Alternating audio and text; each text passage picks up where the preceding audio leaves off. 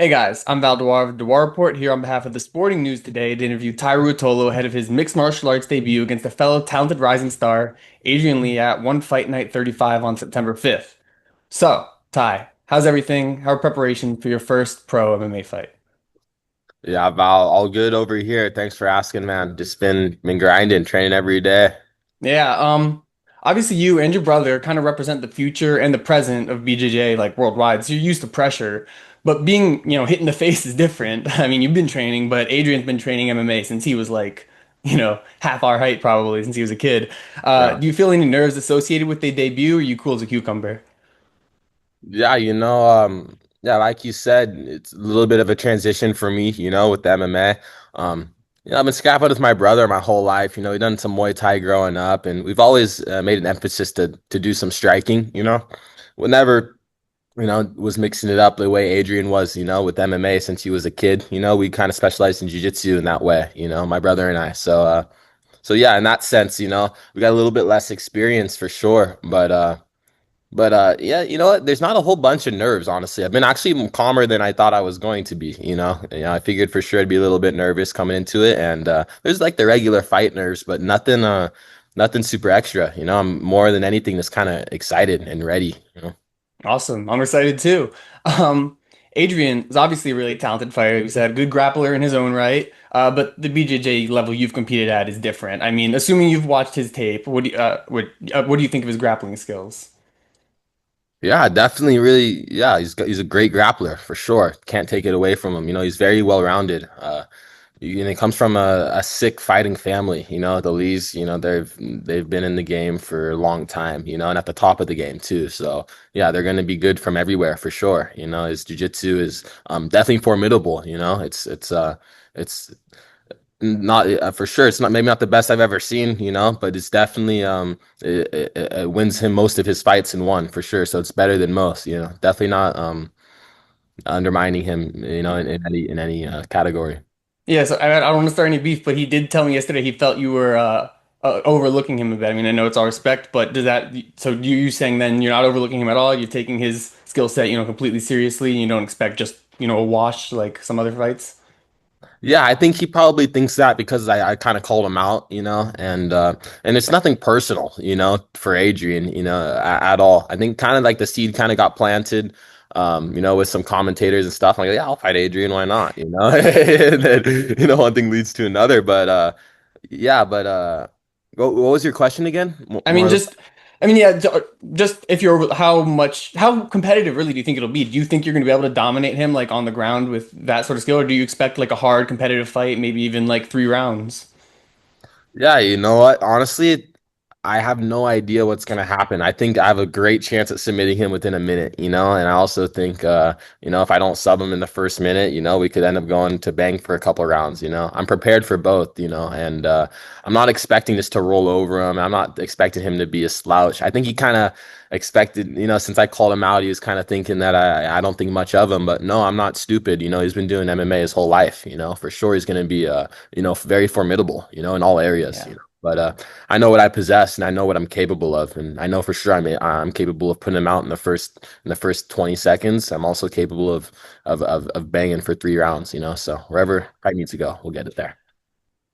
Speaking of like both you being kind of young in the game and being like you're already famous when you're debuting. I mean, him because of his family, you because of you and your brother being some of the best in the world at what you do. It's kind of a unique thing. There's only a few other fighters who have done that in MMA. Maybe like your brother, obviously. Biagio Walsh was famous. Aaron Pico, if you're familiar with them. Bo Nickel, even Daniel Cormier because they're wrestling. But some of those guys, have rocky starts at the beginning. I don't know. I wonder if you studied any of those, like, guys who came before you in a similar position to where you are, and just if you study the pitfalls, what do you think you have to watch out for? Not just in this fight, but down the road.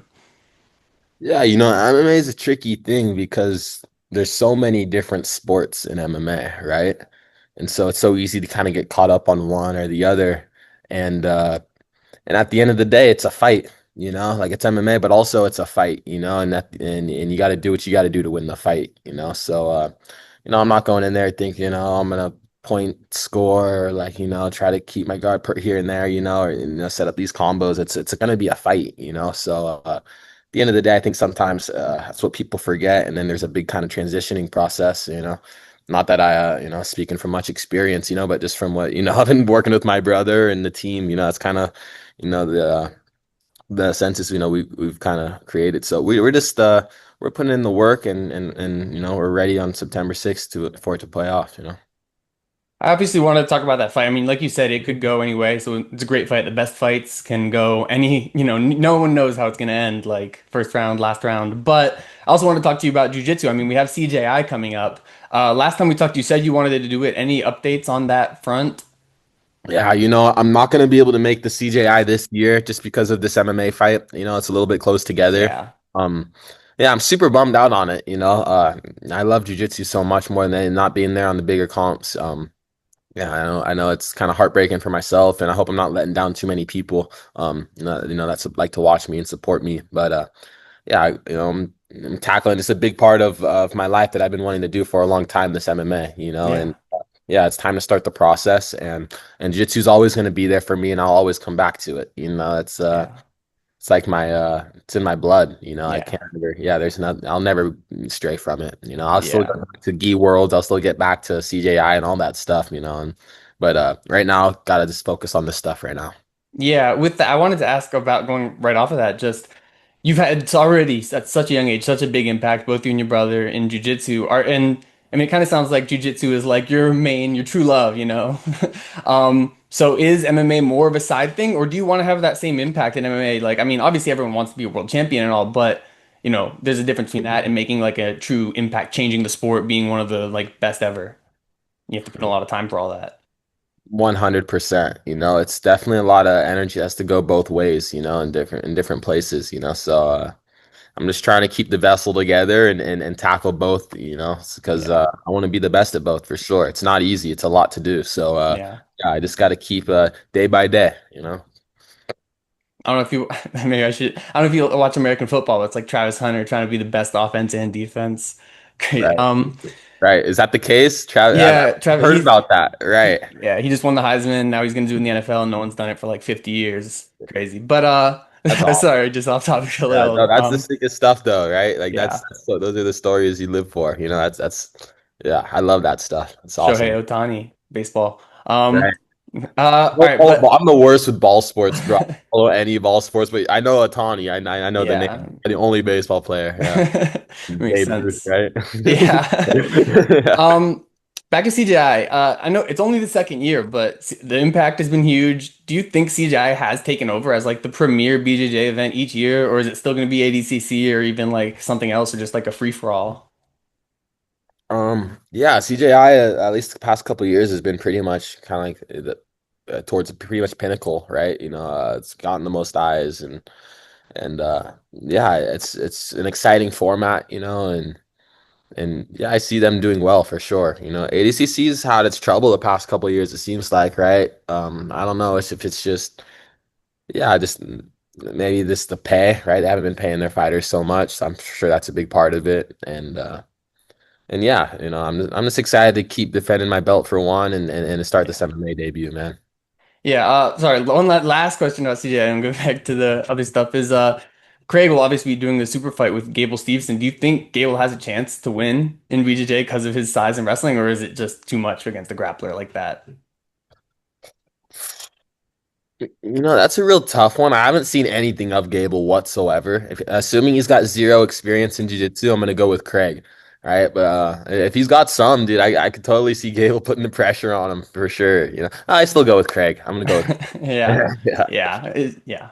yeah. That'll be an interesting one though, for sure. Yeah. It's, I mean, what you're saying about ADCC, it's also, I think, like Craig's trying new things, right? Like people want novelty, fun experiences, and Right. that's certainly new. No, totally. That's why I was thinking. That's why I was trying for my debut match to get Mika Galval. I was like, oh, Oh, that'd be a sick match for, I feel like it'd get a lot of the communities together, and no, but we got Adrian Lee, which is yeah, even better. So yeah. we're good. Um, the Darce choke, a submission you guys are known for. I mean, it's really taken off in MMA, especially over the last couple of years after being a bit more niche. Like when someone would hit a Darce back in the day, people would be like, "Oh wow!" Now it's like every week you see a Darce. Just wondered. I mean, especially as you being like that being one of your like foremost submissions, why do you think that is, especially in the MMA context, that it's taken off more? Yeah, that's true. Growing up, it was the weirdest thing. I didn't see it very much, but for some reason, it was always my brother and I's favorite technique. We were like, there's videos of us in the gi as white belts, like little 4-year-olds just shooting darces, like for whatever reason. We just always loved it. But yeah, you're seeing it's a great way to control your opponent. So you're seeing it a lot more, and you can pretty much hit it from almost anywhere, which is kind of cool. And so you've seen it from a lot of different places now that you weren't seeing it from before. And it's just a really effective submission.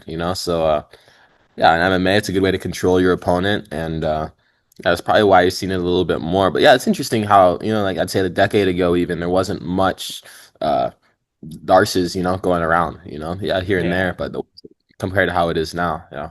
Yeah, I guess, I mean, back then it was like mostly from the front headlock. Now guys are doing it from everywhere, trapping guys with that everything. Yeah. All right, we're run basically at the end of our time here, I know, but yeah, I just want to say good luck on the mixed martial arts debut. Of course, one of the first most like anticipated first fights of anyone in a long time, I'd say. And I want to ask, I mean, you said it's going to be hard to predict, but I tend to close out these interviews by asking for a prediction. If you can just tell me how you think you get this one done. I think I get it done in the first 90 seconds with the submission. Okay. Darce? Yeah, that's just off my gut feeling. Dars, I was thinking something in the back. Yeah, maybe Yeah. Dars shoots. The odds of a Dars happening are always so high. Yeah. With our brother Yeah. I. So yeah, I'd say either Dars or choke from the back. Yeah, well, thank you for the time and good luck next month against Adrian Lee. Yeah, Val, right? Yeah, Yeah, thank you, bro. Appreciate thank it, you, man. bro. Again, Yes, this is sir. a great interview. Great last time. You're always great to talk to. Have a good one. Thank you, Thanks, bro. bro. Peace. Yes. Oh.